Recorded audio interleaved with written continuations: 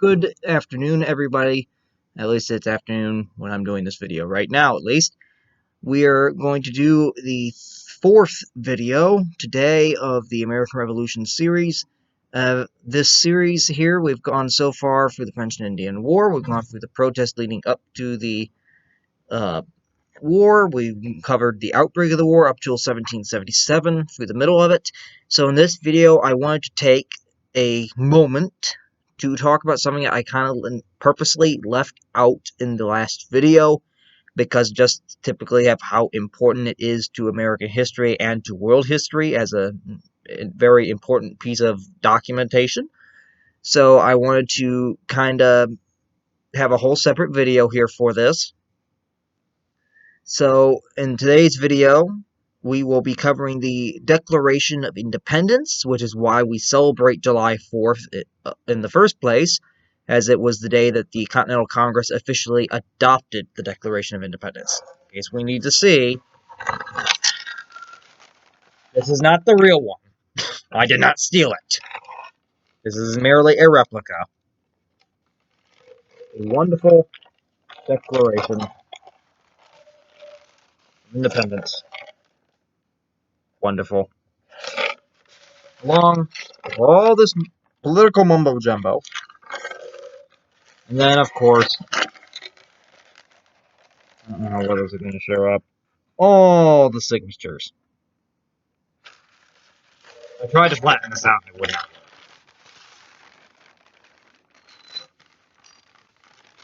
I tried.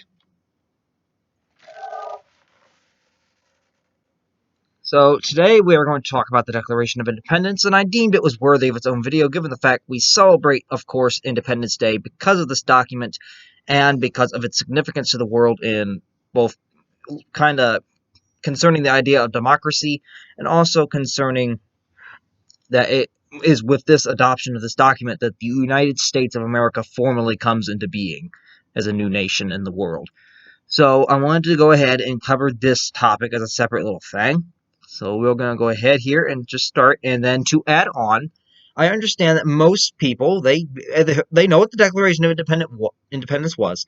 That in high school or whatever education you've had, you were probably taught the three inalienable rights: life, liberty, and the pursuit of happiness. But you've probably never read or even really gone through the Declaration entirely in your own life. So, in honor of the 4th of July here, and in honor of America, I will, and given the fact that I don't think a whole lot of people really know what the Declaration says in full, I have a book here that has the Declaration text, not translated, but reprinted on there so that you can read it. And I will go ahead at the end here, and I will read the entire Declaration to all of you. That way you know what it says, and kind of as a tribute here to our nation. So, where do we begin? Well, as we started, the American Revolution broke out in April of 1775 with the battles at Lexington and Concord in Massachusetts. However, at the very breakout of the American Revolution, the colonists were not really fighting for independence. I want to make that clear. When the war breaks out, they were not fighting for independence. They were more fighting for what they saw as the rights they had as subjects to the British Crown. As British citizens, as British subjects, the rights that they thought they had. Now, as this was the case, there were a few that did advocate independence from the beginning, including most prominent among these you would have John Adams, for example. Well, most of these people, since they were very few at the time that kind of supported independence from Britain completely, they were kind of viewed and called radicals for their views. It wasn't until as 1775 kind of went through and then 1776 begins that people in the colonies really begin to increasingly call for possible independence and a complete breakaway from Britain. This was not aided by the fact that King George III, as we had mentioned in the previous video, had in July of 1775, he had issued the Proclamation of Rebellion after learning of the Battle of Bunker Hill that took place in June, And with this Proclamation of Rebellion, he's issuing that the full force of Britain's army and navy be used against the rebellious colonies. Basically, total war.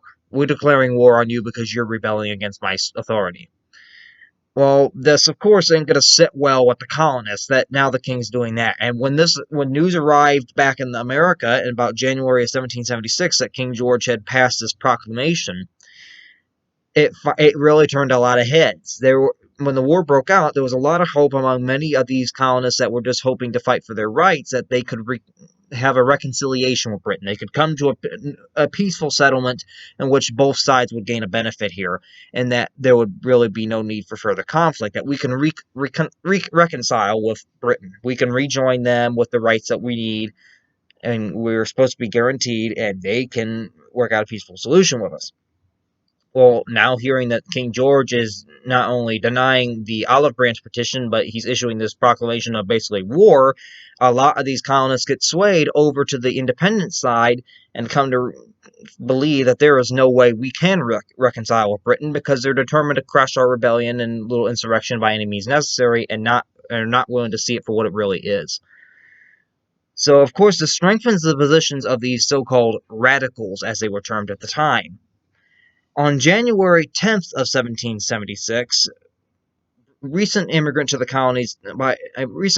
man to the colonies by the name of Thomas Paine, he had come from Britain. He was a pamphleteer, and he publishes his brand new pamphlet called Common Sense. And in this pamphlet, Paine kind of argues that independence was what the colonies needed to be fighting for, and it was the only proper course for the colonies to take, that it was justified given the actions of Britain. That we do not need to reconcile our differences with Britain. We need to break away from them and form an entirely new nation. This continues on for a while. This is the dawn of 1776. Now, Paine's pamphlet, Common Sense, proves quite popular, as it sells over 150,000 copies within just its first few weeks in publishing and circulation. It really does shape the province because a lot of the colonies were very much against declaring any kind of independence from Britain. They didn't think the actions of it called for that, but now opinions are being swayed due to the course of what the British are taking the war to. And in March of 1776, North Carolina becomes the first colony to officially vote to break away and become independent from Britain, to vote for independence. And it is shortly after this that Delegate Richard Henry Lee of the Continental Congress, he introduces a motion in the Continental Congress for the colonies to declare independence. And this is introduced on June 7th, in the Independence Hall in Philadelphia, where the Continental Congress was meeting. Now, this kind of sparks a much heated debate in Congress. Many of them do not want to do it. Many of them do want to declare independence, and some of them don't. And some of them are kind of in between. So there's a lot of heated debate that occurs. And what happens is Congress eventually, it cannot come to an answer conclusively at the moment. So it calls for a 5-week recess. Well, not a 5-week, but a several-week recess. I don't know how many weeks it was. But before they decide to go on this recess, and they will reconvene after a couple weeks, they do put in charge a 5-member committee of men that that the Continental Congress kind of places together to draft a official Declaration of Independence, as they put it, which is where we get the name from. And this paper is to basically be an official paper and is to explain why the colonies are choosing to break away from Britain. Why are we breaking away? Basically, provide justification for our actions. That we're not just breaking away because we're wanting to break away. We're breaking away because someone is threatening our rights. Someone is threatening us with tyranny. Try to tell the world why we are breaking away. That we're not just breaking away because we want to, but because we have to. And just for a fun fact here, Richard Henry Lee, I don't know if many people know this, many of people today criticize Robert E. Lee of the Confederate Army. I would like all of you to know that his father was Richard Henry Lee. Richard Henry Lee not only introduced what became known as the Virginia Resolution, but he also signed the Declaration of Independence. Yeah, think about that next time you want to insult somebody. I'm not going to get much further on that issue at the current moment. Not in this video. We can in the future if we really need to. So anyway, what happens is on this committee, there were 5 members that are appointed from the Continental Congress, and these are the following. And I will list what colony they were from as well. Of course, we have our 3 most famous, and of course, our most famous one of all is Thomas Jefferson, the youngest of these delegates, as he was only about 33 years old at the time. And he was from Virginia. You had John Adams from Massachusetts, the cousin of Samuel Adams. You had Dr. Benjamin Franklin from Pennsylvania. I think we all know who that is. You also had Roger Sherman of Connecticut and Robert Livingston of New York. All 5 members were appointed to draft this declaration, and they had a couple weeks to do it. And as the men are debating, as the weeks go by, they start debating over who should be the one to write and craft this declaration. Initially, there were calls for Dr. Franklin to write it because he's such an accomplished inventor, scientist, and statesman, kind of in a way. But Franklin declines, as he issues that I'm older here. This needs to be written by more fresh blood. And they eventually settle on Thomas Jefferson because Thomas Jefferson, although he was only 33 years old, he had already kind of been a member of the Virginia colonial legislature prior to the Revolution breaking out. And not only that, he was a very eloquent speaker. He knew how to speak his mind. And at the same time, he had been proven to be a very proficient writer, as during the first year of the Revolution, he had kind of wrote a lot of pamphlets kind of illustrating the justness of the Patriot cause, supporting the Patriot cause. So they deemed that Jefferson seems to be the best at writing. Let him craft this. Let him draft this up. Let's let him do it. Jefferson eventually goes ahead and he agrees with them that he would probably be the best one to do the deed. So he does this. Now, he does receive advisement from John Adams and Benjamin Franklin. He kind of goes to them for advisement of what he needs to include, what can make it sound better, blah, blah, blah, blah, you know. And they eventually create a draft of a Declaration of Independence that consists of 5 individual parts: the introduction, the preamble, a body, and a conclusion.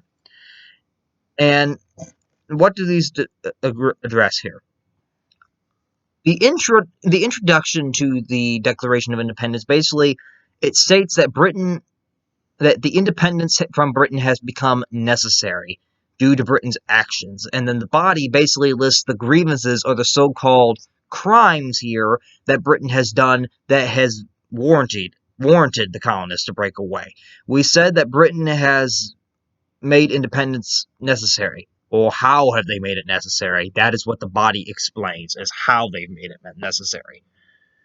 Now, Jefferson, during his writing of the Declaration of Independence, he actually borrowed a couple ideas from the Enlightenment thinker, the Enlightenment English philosopher John Locke, who lived during the Enlightenment period, which is a kind of a social philosophical reform era that occurred about 100 years prior in the old world. And John Locke, he was a political thinker and a philosopher, and he had one very big thought of his. It was kind of 2, really, that during the Enlightenment, there was a greater connection, drive a connection between governments and the Almighty. Governments and God. How do they fit? How do people make governments? And Locke lived in England, mind you. He lived where there was almost an absolute monarchy. And he kind of had a very radical idea at the time that people had, as he had termed it, that humans in general had inalienable rights. Rights that couldn't be taken away by anyone or any political body for anything. They were given to you by God when you were born, and no one on this earth could take them away from you, no matter who they were, no matter what it was. Only the Lord Almighty could ever take those rights away. But Locke also kind of had another theory in which he basically made a statement that if a government Locke stated that these inalienable rights that they had, life, liberty, and a pursuit of happiness, were not only human rights that were guaranteed to humans by God, but that governments, any political government, had a right to defend these rights of the people, had a right to defend the people and these rights. And Locke argued that any government that at any point in time began to recringe on this, began to not protect those rights, began to kind of sidestep and threaten those rights, that the people had a moral and derelict duty to abolish that government and create a new one that would protect those rights. Of course, back then, that was a very controversial idea because you lived in England, so that was very controversial. But by the time of the Revolution, it falls in line with exactly what Jefferson is trying to put on paper.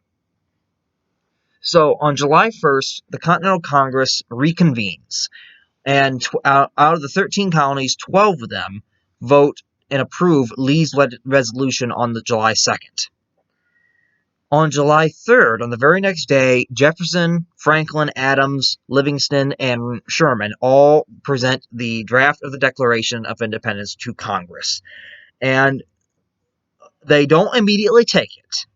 They do want to add some corrections. They want to add some deletions, some revisements, so to speak. And one of these actually involves slavery, and there was a small passage that kind of condemned slavery. And the big fear was with the Continental Congress was that if they left that in there, it might drive the southern colonies away from joining in with them. So they kind of took that out, which I think they should have left in. But anyway, Congress debated all through the night of the 3rd and up through late morning of July 4th of 1776 on this document over whether or not to officially adopt it. Did it meet the criteria they wanted? Did it really declare that we are independent? And eventually, Congress revised roughly about a fifth of the draft, but most of what remained was in Jefferson's own words. And later that day, on July 4th, 1776, Congress, after finally completing all the revisements, and the deletions that they wanted, Congress finally officially approved and adopted the Declaration on July 4th, 1776, proclaiming that a new nation was now born in the Americas. The 13 colonies were no longer separate individual colonies. They were now the United States of America, a new sovereign nation. And they immediately after adopting it, it was sent out for publication. George Washington himself, although he was not there when it was signed, he did receive a copy within 2 days of it by the mail.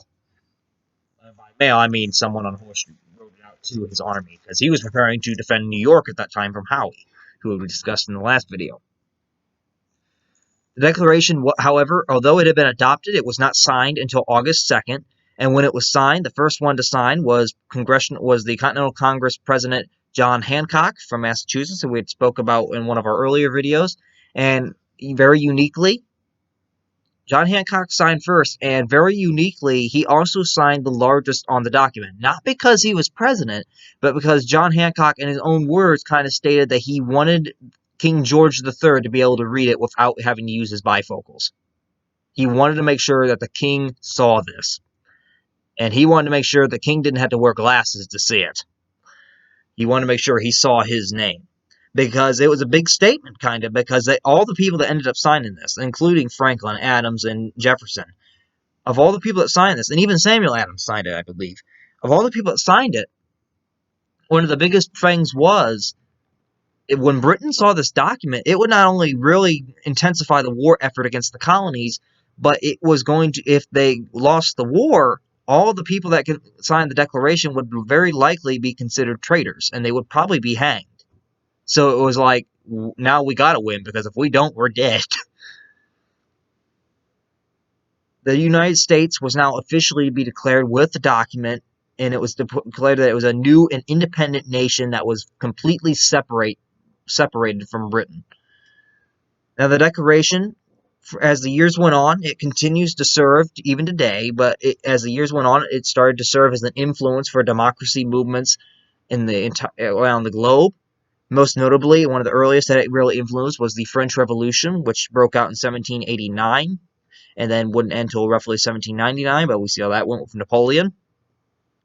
And today it is considered to be one of the big 3 essential founding documents of the U.S. government, along with the Constitution and the Bill of Rights. So that is mostly that. Now, I have a few things here before we really get to the reading part. Of course, I don't think I really should have to show any kind of likeness of these men because I think they're so famous that you should know. But like Thomas Jefferson, he's on the nickel, people. If you don't know your currency, money, like I know some people personally that I know don't, get knowing the president's on your currency at least. I don't care if you don't know all 45, but at least know the current one and at least know who's on your money. But for example, if you don't know, children, Thomas Jefferson is on the nickel. He's also on one of the dollar coins that the U.S. has given over the years as well. He was later our third president as well. May I add that as well. And if we don't know who Benjamin Franklin is, look at a $100 bill or just look at this little bust.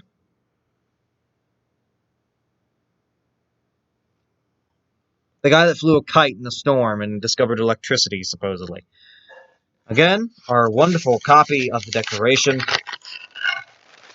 This is why we celebrate. It's basically America's birthday. We divinely declare that we are an independent nation on July 4th, basically, with the adoption of this document. I don't think King George was happy when he read this, if he ever did. Remember, he didn't even read the Olive Branch Peace Petition. He just tossed it in the trash. So, without further ado, to celebrate here America's birth, and since most people I know for a fact probably didn't ever get read the Declaration of what it says, I would like to take the moment here to go ahead and read this document and read this declaration for what it says. I don't know how I'm going to do this. Hold on. But I'm putting a book in front of me. This book. This book has a copy of the Declaration of Independence in it. It does turn the page and have more wording. So this is the Declaration of Independence. It's not on the actual document, but it is exactly what this says, and I feel it's very important that we read this. Not only do that, most people not only know what it says, but it's also America's birthday, and I think it would be very appropriate if we have done so. So without further ado, we will go ahead and read this. This does not actually have a heading, so I'm going to read the heading that's on this paper document first.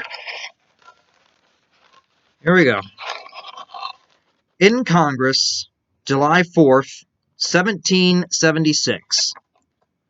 The unanimous declaration of the 13 United States of America. Remember, I am looking at a book. So if I'm looking down, I'm looking at a book. I know I'm not looking at the screen, but it's kind of hard for me to look at the screen and read at the same time.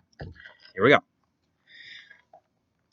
When in the course of human events, it becomes necessary for one people to dissolve the political bands which have connected them with another, and to assume among the powers of the earth the separate and equal station to which the laws of nature and of nature's God entitle them, a decent respect to the opinions of mankind requires that they should declare the causes which impel them to the separation.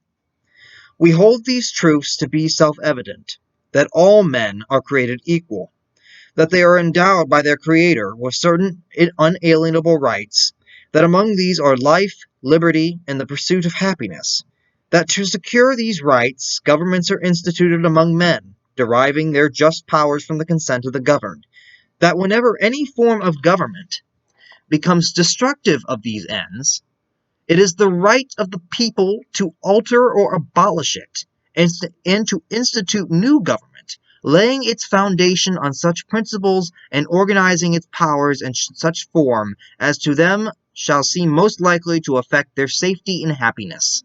Prudence, indeed, will dictate that governments long established should not be changed for light and transient causes, and accordingly all experience hath shown that mankind are more disposed to suffer while evils are sufferable, than to right themselves by abolishing the forms to which they are accustomed. But when a long train of abuses and usurpations, pursuing invariably the same object, evinces a design to reduce them under absolute despotism, it is their right, it is their duty, to throw off such government, and to provide new guards for their future security. Such has been the patient sufferance of these colonies, and such is now the necessity which constrains them to alter their former systems of government, The history of the present King of Great Britain is a history of repeated injuries and usurpations, all having in direct object the establishment of an absolute tyranny over these states. To prove this, let facts be submitted to a candid world. He has refused his assent to laws, the most wholesome and necessary for the public good. He has forbidden his governors to pass laws of immediate and pressing importance, unless suspended in their operation till his assent should be obtained, and when so suspended, he has utterly neglected to attend to them. He has refused to pass other laws for the accommodation of large districts of people, unless those people would relinquish the right of representation in the legislature, a right inestimable to them and formidable to tyrants only.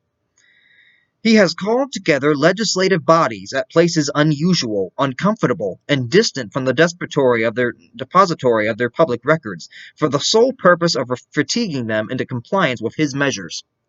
He has dissolved representative houses repeatedly for opposing with manly firmness his invasions on the rights of the people. He has refused for a long time, after such dissolutions, to cause others to be elected, whereby the legislative powers, incapable of annihilation, have returned to the people at large for their exercise, the state remaining in the meantime exposed to all the dangers of invasion from without and convulsions within. He has endeavored to prevent the population of these states, for that purpose obstructing the laws for naturalization of foreigners, refusing to pass others to encourage their migrations hither, and raising the conditions of new appropriations of lands.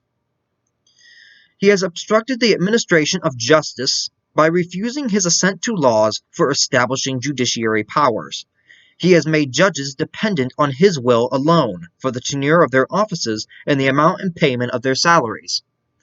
He has erected a multitude of new offices, and sent hither swarms of officers to harass our people and eat out their substance. He has kept among us, in times of peace, standing armies without the consent of our legislatures. He has affected to render the military independent of and superior to the civil power. He has combined with others to subject us to a jurisdiction foreign to our Constitution and unacknowledged by our laws, giving his assent to their acts of pretended legislation, for quartering large bodies of armed troops among us, for protecting them by a mock trial from punishment for any murders which they should commit on the inhabitants of these states, for cutting off our trade with all parts of the world, for imposing taxes on us without our consent, for depriving us in many cases of the benefits of trial by jury, for transporting us beyond seas to be tried for pretended offenses, for abolishing the free system of English laws in a neighboring province, establishing therein an arbitrary government, and enlarging its boundaries, so as to render it at once an example and fit instrument for introducing the same absolute rule into these colonies, for taking away our charters, abolishing our most valuable laws, and altering fundamentally the forms of our governments, for suspending our own legislatures, and declaring themselves invested with power to legislate for us in all cases whatsoever. He has abdicated government here by declaring us out of his protection and waging war against us. He has plundered our seas, ravaged our coasts, burnt our towns, and destroyed the lives of our people. He is at this time transporting large armies of foreign mercenaries to complete the works of death, desolation, and tyranny, already begun with circumstances of cruelty and perfidy scarcely paralleled in the most barbarous ages, and totally unworthy the head of a civilized nation. He has constrained our fellow citizens taken captive on the high seas to bear arms against their country, to become the executioners of their friends and brethren, or to fall themselves by their hands. He has excited domestic insurrections amongst us, and has endeavored to bring on the inhabitants of our frontiers the merciless Indian savages, whose known rule of warfare is an undistinguished destruction of all ages, sexes, and conditions. In every stage of these oppressions we have petitioned for redress in the most humble terms. Our repeated petitions have been answered only by repeated injury. A prince, whose character is thus marked by every act which may define a tyrant, is unfit to be the ruler of a free people. Nor have we been wanting in attentions to our British brethren. We have warned them from time to time of attempts by their legislature to extend an unwarrantable jurisdiction over us. We have reminded them of the circumstances of our immigration and settlement here. We have appealed to their native justice and magnanimity, and we have conjured them by the ties of our common kindred to disavow these usurpations, which would inevitably interrupt our connections and correspondence. They too have been deaf to the voice of justice and of consanguinity. We must, therefore, acquiesce in the necessity which denounces our separation, and hold them as we hold the rest of mankind, enemies in war, in peace, friends. We, therefore, the representatives of the United States of America, and General Congress assembled, appealing to the Supreme Judge of the world for the rectitude of our intentions, do in the name and by authority of the good people of these colonies solemnly publish and declare that these united colonies are, and of right ought to be, free and independent states, that they are absolved from all allegiance to the British Crown, and that all political connection between them and the state of Great Britain is and ought to be totally dissolved, and that as free and independent states they have full power to levy war, conclude peace, contract alliances, establish commerce, and to do all other acts and things which independent states may of right do. And for the support of this declaration, with a firm reliance on the protection of divine providence, we mutually pledge to each other our lives, our fortunes, and our sacred honor. That, my dear friends, is the Declaration of Independence that was adopted on July 4th, 1776. This historic document has given birth to a new nation, and we shall see in the last upcoming video over how that war eventually ended so well on America's terms. I hope that everyone continues to have a safe and prosperous week. I will hopefully have the final video up maybe tomorrow at the earliest, but I'm looking at it may not be till the 4th itself. If not, and you cannot watch it on that day, still watch it whenever you can. But if I do not, I want to say this now. Have a wonderful 4th of July. Celebrate with your family. Celebrate with your friends if you can.